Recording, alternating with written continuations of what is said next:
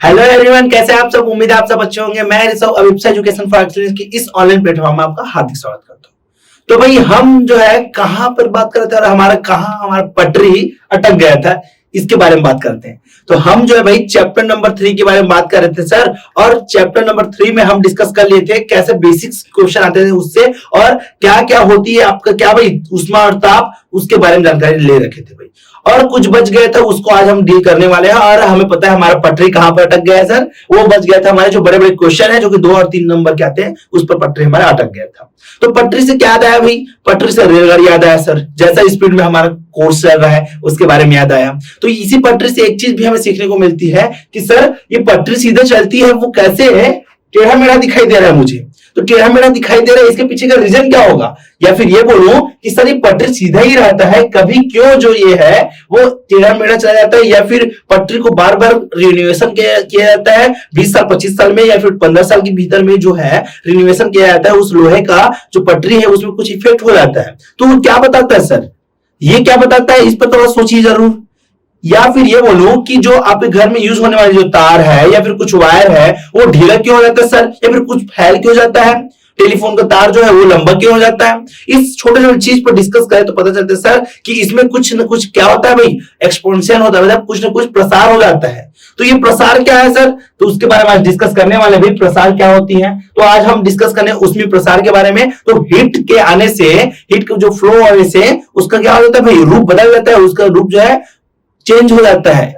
Change कैसे होता है सर, उसके बारे में चर्चा करेंगे, और उसके कितने प्रकार है उसके बारे में भी डिस्कस करेंगे। ठीक है बच्चों, यहां तक की बात समझ में आई? तो हम क्या डिस्कस कर रहे थे? ऊष्मीय प्रसार के बारे में। ऊष्मीय प्रसार को मुख्य रूप से मैं बात सकता हूं जिसमें भाई ठोस जो पदार्थ है उसका प्रसार ऊष्मीय प्रसार होना, द्रव पदार्थ है उसका ऊष्मीय प्रसार होना, और गैसीय पदार्थों का ऊष्मीय प्रसार होना, इसके बारे में बांट सकता हूं, है ना। इसके बारे में मैं उसको डिवाइड कर सकता हूं, इन तीनों को अलग कर सकता हूं भाई। ठीक है, यहां तक की बात समझ में आई। अब मैं देखता हूं सर कि ठोस जो है उसके अंतर्गत मुझे किसके बारे में पढ़ना है, वो मैं आपको थोड़ा बेसिक जानकारी भी दे दूंगा। तो हमें पढ़ना है ठोस के अंतर्गत 3 टॉपिक पर डिस्कस करना है। कौन कौन सा? एक होती है रेखीय प्रसार गुणांक, और दूसरा होता है भाई क्षेत्रीय प्रसार गुणांक। अब रेखीय बोलते ही पता चल रहा है सर कि लीनियर मोशन जो हो रहा है उसमें, उसके बारे में डिस्कस करना है। उसके बाद क्षेत्रीय प्रसार मतलब एरिया वाइज जो क्या हो रहा है, प्रसार हो रहा है ना, एरिया से फैल रहा है, उसके बारे में बात करना। फिर उसके बाद आयतन, आयतन मतलब कितना भरा हुआ चीज है वो फैल क्यों रहा है, इसके बारे में डिस्कस करना है। ठीक है, ज्यादा लंबा लेके नहीं जाएंगे इस पर, डिस्कशन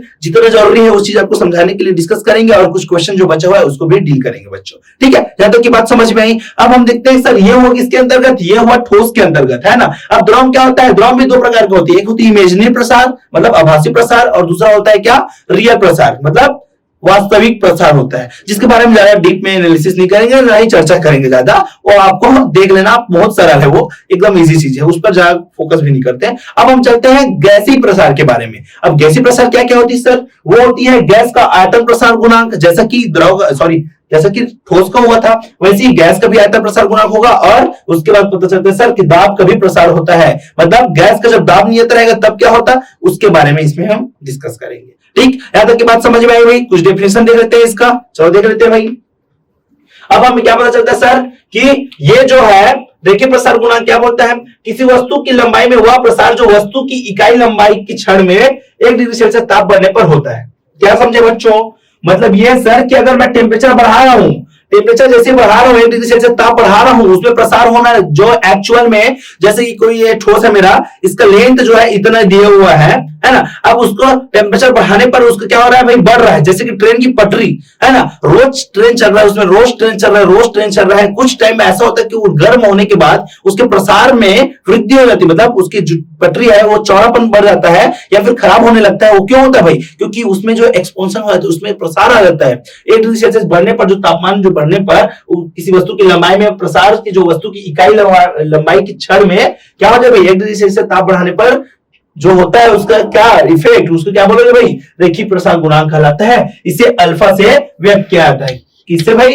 अल्फा से व्यक्त किया जाता है। ठीक है बच्चों, तो अल्फा बराबर क्या होगा सर, तो अल्फा का डेफिनेशन आपको याद कर लेना, याद रख लेना।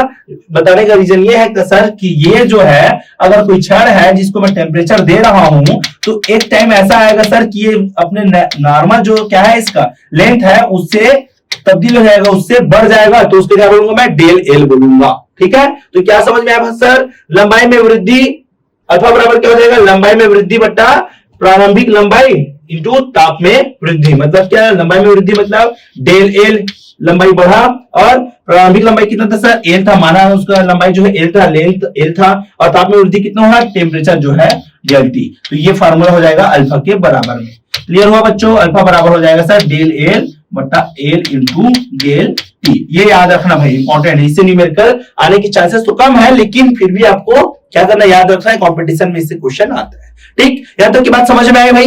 अब देखते हैं सर दूसरा क्या बोलते हैं सर, दूसरा है हमारा क्षेत्रीय प्रसार गुणांक। क्षेत्रीय मतलब क्या होता है भाई, एरिया वाइज, है ना। तो एरिया में चेंजेस होना क्या कहलाएगा सर, वो कहलाएगा क्षेत्रीय प्रसार गुणांक कहलाएगा। वो देख लेते डेफिनेशन।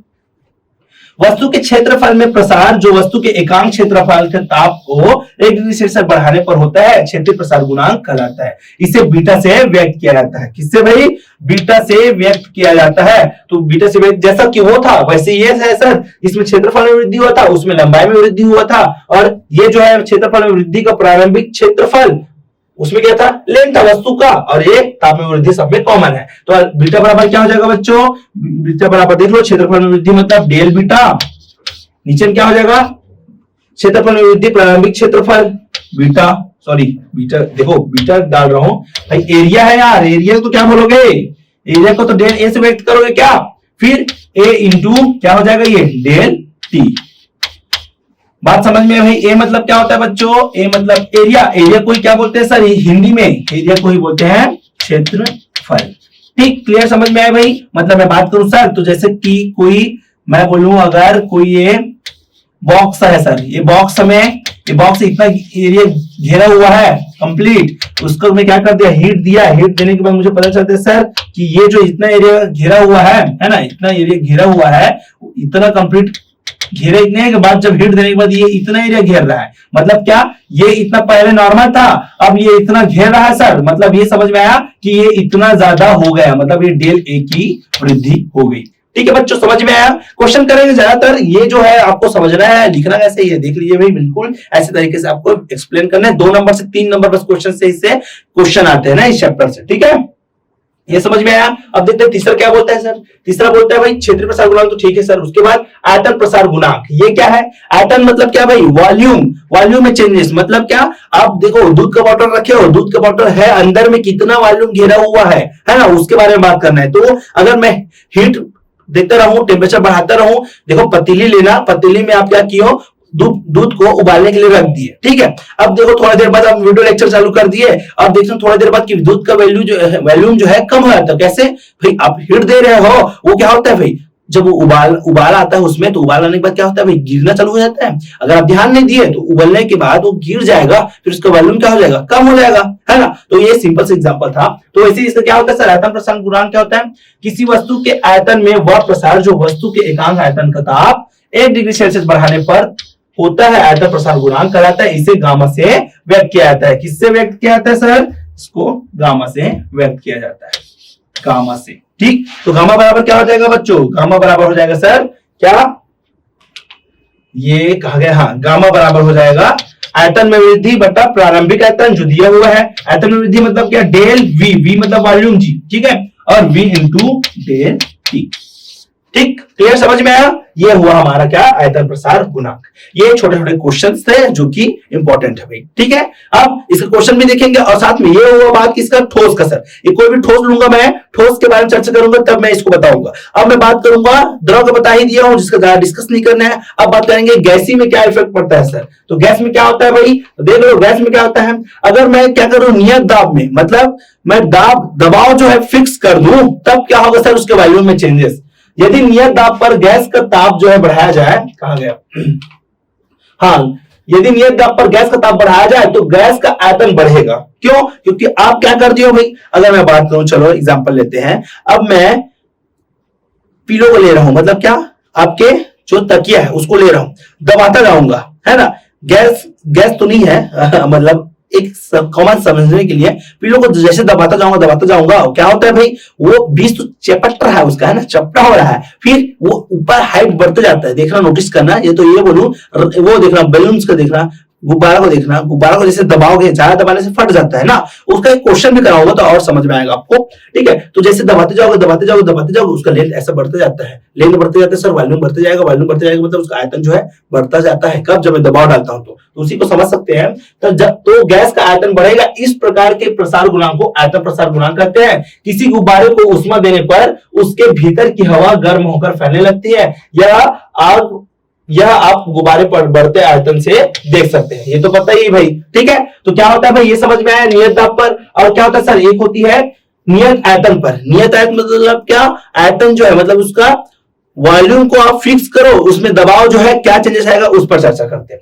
जब नियत आयतन पर गैस का ताप बढ़ाया जाए तो गैस का दाब जो है बढ़ता रहता है, गैस का दाब बढ़ता रहता है, क्योंकि आयतन जो है फिक्स है भाई, मतलब जगह कम है आपके पास और दबाव जो है, देखो जगह कम है आपके पास तो क्या करोगे, उसको फिक्स कर दिए हो और ताप बढ़ाते जा रहे हो तो दबाव बनेगा। दबाव बनता है तो फिर क्या होता है सर, देखो इस प्रकार के प्रसार गुणांक को दाब प्रसार गुणांक कहते हैं। जैसा कि आपने कुकर में देखा होगा, गर्म करने पर कुकर की सीटी बजती है और सीटी में से भाप निकलती है, और यह जो है इसलिए होता है क्योंकि नियत आयतन पर कुकर के अंदर दाब बढ़ता रहता है। क्यों, समझ में आया भाई?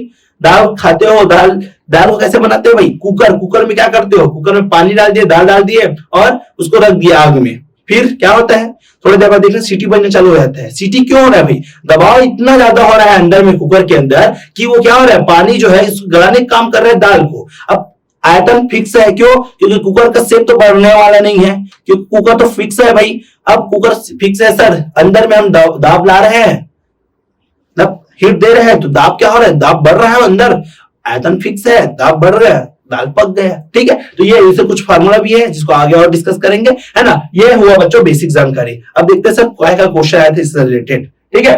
अब देखते हैं उष्मा के प्रभाव को हमारे दैनिक जीवन में से जुड़े कुछ उदाहरण और बताइए भाई, कुछ एग्जांपल्स बताइए। तो कब आया था सर, ये आया था ताप में वृद्धि के बारे में पूछा था 2017 और 2020 में पूछा गया था भाई। तो ताप में वृद्धि क्या है भाई दैनिक जीवन में? जब किसी वस्तु को गर्म किया जाता है तो वो उष्मा को अवशोषित करती है, जिसके कारण उसका ताप बढ़ जाता है। भिन्न भिन्न द्रव्यमान रखने वाली वस्तुओं को अलग अलग वस्तु उष्मा दी जाती है। यदि वस्तु का द्रव्यमान इतना है तो इसको बताइए। तो देखो कुछ उदाहरण देना है तो साथ में हमें एक उसको डेफिनेशन भी अच्छे से करना जरूरी है। क्यों? क्योंकि ये होती क्या है सर, टेम्परेचर में कैसे चले जाते हैं, उसका न्यूमेरिकल भी वो देख लेते हैं।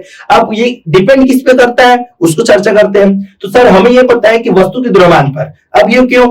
अब मैं बोलूं कि मैं जो है किसी लकड़ी के पदार्थ को हीट दे रहा हूं तो वो जलने लग जाएगा, लेकिन बाई चांस मैं लोहा ला दिया तो लोहा को गर्म करने लग गया, फिर क्या वो जल्दी गल जाएगा या फिर जल्दी जल जाएगा? क्या, उसको टाइम लगता है। अब लोहा को टाइम लग रहा है सर, लकड़ी जल्दी जल रहा है, ये क्यों? क्योंकि ये जो है किसी वस्तु को गर्म किया जाता है तो वह उष्मा को अवशोषित करती है, जिसके कारण उसका ताप बढ़ जाता है। ये तो ठीक है। भिन्न भिन्न द्रव्यमान रखने वाले वस्तुओं को अलग अलग उष्मा दी जाती है। लोहा को अलग उष्मा देंगे और लोहा को अलग दे रहे हैं तो मतलब जाहिर सी बात है सर लकड़ी को अलग देंगे और रबर को अलग देंगे, मतलब जितने पदार्थ है उसको अलग अलग उष्मा दी जाती है। या फिर साफ साफ बोलो, सब्जी बनाने के लिए जितना टेम्परेचर लगता है, कुछ सब्जी ऐसा है जो जल्दी पक जाती है सर, कुछ सब्जी को बहुत टाइम लगता है ना। तो ये कुछ एग्जांपल है डेली लाइफ में। अब ये कैसा होता है सर, इसको न्यूमेरिकल देख लेते हैं, मतलब आंकिक कैसे बनेगा। तो मुझे पता है सर कि वस्तु के द्रव्यमान पर निर्भर क्या करती है भाई, उष्मा। तो हीट जो है प्रोपोर्शनल होगा किसका, एम का। प्रोपोर्शनल मतलब क्या भाई, अनुपातिक है। मतलब क्यू जो है अनुपातिक है एम का, मतलब क्या, जितना आपको हीट चाहिए सर वो पदार्थ के द्रव्यमान पर निर्भर करते हैं। जो ज्यादा वेट का है या फिर ज्यादा भार है उसको ज्यादा हीट देने की आवश्यकता होगी। तो ये टोटल डिपेंड है, ठीक है। टोटल डिपेंड मतलब डायरेक्टली डिपेंड बोल रहा हूं, ठीक है। इसको दे दो, मैं इक्वेशन नंबर फर्स्ट दे दिया। फिर देखता हूं सर, ये बोलता है कि अगर वस्तु के ताप में भी परिवर्तन हो तो उस पर भी डिपेंड करता है। क्यों भाई, जाहिर सी बात है, अब वस्तु के ताप में हुए परिवर्तन, अब जितना टेम्परेचर पहले था उसमें फिर कम ही हो गया या फिर उसको बढ़ गया, ये जो है टेम्परेचर पर भी निर्भर कर रही क्या, उसका हीट। तो इसको कह दूंगा मैं इक्वेशन नंबर 2, ठीक है। यहां तक की बात समझ में आई। अब देखो, अब इक्वेशन नंबर 2 और इक्वेशन नंबर फर्स्ट ये हो गए कंप्लीट। अब पता चलता है सर उसके प्रकृति पर भी निर्भर करती है ना, प्रकृति के भी निर्भर करती है। तो क्या पता चला सर मुझे, पदार्थ की प्रकृति पर तीसरा। अब मैं पहला और दूसरा इक्वेशन को क्या कर दिया भाई, दोनों को साथ में ले लिया। तो क्यू प्रोपोर्शनल, ये प्रोपोर्शनल मतलब क्या, अनुपातिक है ना, ये अनुक्रमानुपाती है ना, अनुक्रमानुपाती है बच्चों, ठीक है। अब नेचर पर भी डिपेंड करता है ये, ठीक है सर, यहां तक की बात समझ में आई। अब Q प्रोपोर्शनल टू M, अच्छा ये प्रोपोर्शनल को ऐसे व्यक्त किया था, ठीक है।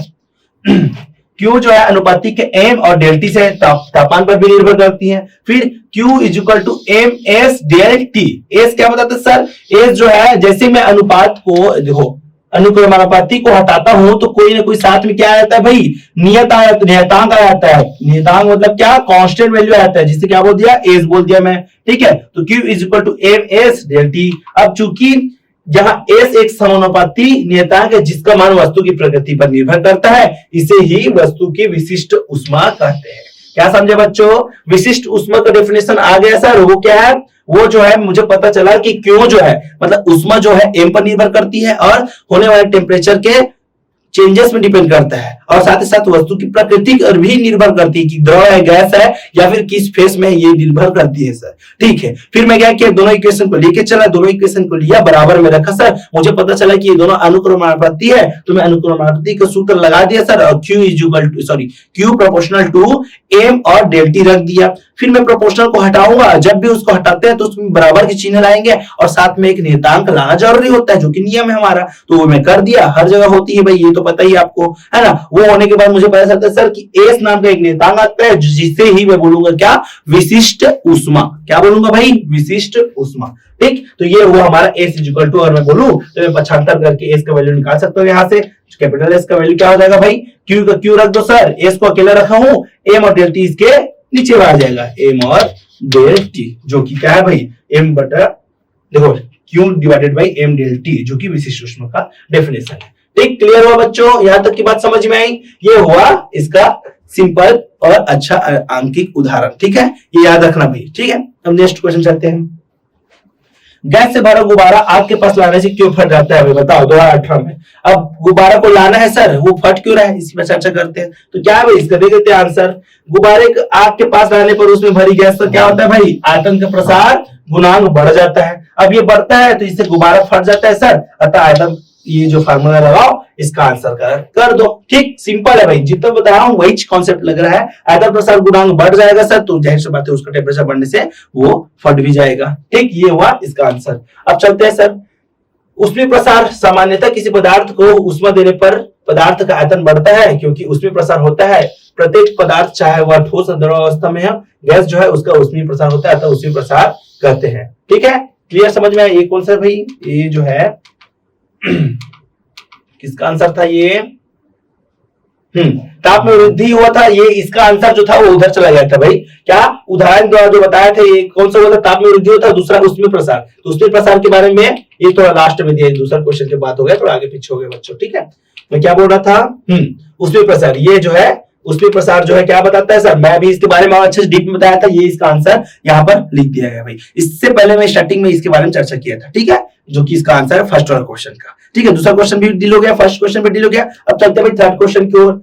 थर्ड, ऊष्मा के संचालन के प्रकार के बारे में लिखिए। चालन, संवहन, विकिरण को अपने परिवेश के उदाहरण से समझाते हुए दो अंतर में बताइए। तो मैं चालन के बारे में बता दिया हूँ, संवहन के बारे में भी अच्छे से बता दिया हूँ, आपको देखकर भी आए होंगे भाई अच्छे से। और तीसरा क्या बोलता है सर? तीसरा विकिरण, ये भी अच्छे से समझा दिया हूँ भाई। क्लियर यहां तक की बात? अब उसका अंतर देखते हैं, अंतर जो है मेन है। अब अंतर क्या बोलते हैं सर? उसके अंतर ये है सर, चालन के द्वारा ऊष्मा पदार्थ के एक स्थान से दूसरे स्थान तक पदार्थ के कणों द्वारा अपना स्थान छोड़े बिना ही संचारित होती है। ठोस का उदाहरण बताया था मैं, कैसे हुआ था? ये था सर ठोस, अब एक साइड में हीट कर रहा हूं, इधर भी हीट होने लग जाता है, चेंज होता ही है, पदार्थ वही रहता है। संवहन में क्या होता है? संवहन में नीचे का पदार्थ ऊष्मा लेकर गर्म होकर हल्का होकर फिर हवा का एक चक्कर बनाता है सर, संवहन में ये बताया था। फिर विकिरण क्या होता है? विकिरण ऊष्मा स्रोत से चलकर पदार्थ को बिना माध्यम में गर्म करती है। ऊष्मा स्रोत से चलकर, कैसे भाई? अब ऊष्मा स्रोत से चलेगा सर, जाहिर सी बात है, गिर गया। अब वो चलेगा तो क्या होगा सर? वो जो गर्म हो जाती है, जैसे लाइट आती है, लाइट आते क्या करता है भाई? वो जैसे कि पौधों में पड़ रहा है, पौधों में पड़ गया, आप क्या हुआ? आप लाइट में चले गए, लाइट में भी आपका बॉडी हीट होने लग गया, तो ये विकिरण को क्या बोलता है? बिना माध्यम को सीधा गर्म कर देती है। ठीक है, फिर ये क्या होता है सर? एग्जाम्पल देखो, चम्मच को गर्म करने पर ऊष्मा एक सिरे से दूसरे सिरे तक गर्म हो जाती है। इसमें द्रव और गैस में ऊष्मा का देखो गर्म करना, हवा का चलना, ये इसका एग्जाम्पल है। बाल्टी सूर्य के सामने पानी से भरी बाल्टी रखने पर पानी या फिर बाल्टी का गर्म होना। ठीक है, लाइट आने से पानी और बाल्टी कैसे हीट हो जाता है, ये इसका एग्जाम्पल है। इसमें केवल ठोसों में ही ऊष्मा संचरित होती है। इसमें क्या होती है भाई, इसमें द्रव गैस में होती है, और इसमें क्या होता है सर, इसमें ऊष्मा ठोस द्रव गैस तीनों में संचरित होती है, जो कि एग्जांपल बहुत ही जबरदस्त है और बहुत ही इंपॉर्टेंट चीज है। क्यों ठोस की बात करता हूं सर, किसमें, चालन में। संवहन में किसकी बात करता हूं मैं, द्रव और गैसीय की बात करता हूं, हवा है ना, हवा और पानी का कैसा होता है, ट्रांसफर चक्र कैसे बनता है, लेकिन इसमें तीनों का होता है भाई। प्रकाश संश्लेषण की क्रिया सब जगह चल रही है, पूरा पृथ्वी चल रहा है, तो ठोस द्रव गैस तीनों के एग्जांपल किसमें आएगा, रेडिएशन में आएगा। ठीक, और इसके लिए माध्यम की जरूरत होती है। ठीक है, जाहिर सी बात है, हीट कर रहे हो, छड़ है, और इसमें इसके लिए भी माध्यम की जरूरत होती है, हवा पानी है ना, इसके भी जरूरत पड़ती है, और इसके लिए किसी भी माध्यम की जरूरत नहीं होती। प्रकाश संश्लेषण क्रिया चलती रहती है, रेडिएशन आता रहता है। ठीक, ये हुआ इसका अंतर। ठीक, चलो चलते हैं भाई नेक्स्ट क्वेश्चन देखते हैं। और क्या है सर, जल की महत्तम विशिष्ट ऊष्मा क्या है, दैनिक जीवन में तीन उपयोगिता को लिखिए। बताइए भाई, ये भी क्वेश्चन इंपॉर्टेंट है, कब पूछा गया था सर, 2020 में पूछा गया था। तो याद रखना, जल की महत्तम विशिष्ट ऊष्मा का मान होता है 4180 जूल होता है बच्चों, और इसका यूनिट यहाँ पर लिखा हुआ है। जिस पदार्थ की विशिष्ट ऊष्मा जितनी अधिक होती है वह देर से गर्म होता है, इसलिए जल का क्वथनांक 100 डिग्री सेल्सियस होता है। समझ में आया बच्चों, मतलब मैं बोलूं अगर, तो ज्यादा जिस चीज को, जिसका विशिष्ट ऊष्मा ज्यादा है, मतलब उसको ज्यादा टेम्परेचर देना पड़ेगा, तब जाकर क्या होगा भाई, क्या होगा भाई, वो जो है वाष्प में तब्दील होगा, फिर वाष्प में बदलेगा। तो 100 डिग्री सेल्सियस की जरूरत पड़ती है, तब जाकर क्या होता है, हीट होता है। ठीक, पानी की। तो ये समझ में आया। अब देखते हैं सर नेक्स्ट क्वेश्चन क्या बोलते हैं। और हाँ, ये बोलता है उसका विशिष्ट ऊष्मा की उपयोगिता बताइए। क्या यूज है भाई, ये होगा सर, गुण तो है, क्या गुण होने से क्या उपयोगिता है ये बताओ। तो रोगी की शिकायत में गर्म पानी की बोतल से की जाती है। किसी का पेट दर्द हो गया, किसी को मोच लग गया, किसी का पैर टूट गया, तो उसको क्या सलाह दी जाती है सर, गर्म पानी से मालिश करो बोल जाते हैं। तो उसके लिए सिकाई के लिए भी जरूरत पड़ती है। ठंडा ऋतु में किसानों को पाले से फसल को बचाने के लिए भी इसका यूज होता है। विभिन्न स्थानों की जलवायु को ज्ञात करने में भी इसके विशिष्ट ऊष्मा की जरूरत पड़ती है। ठीक है बच्चों, समझ में आया।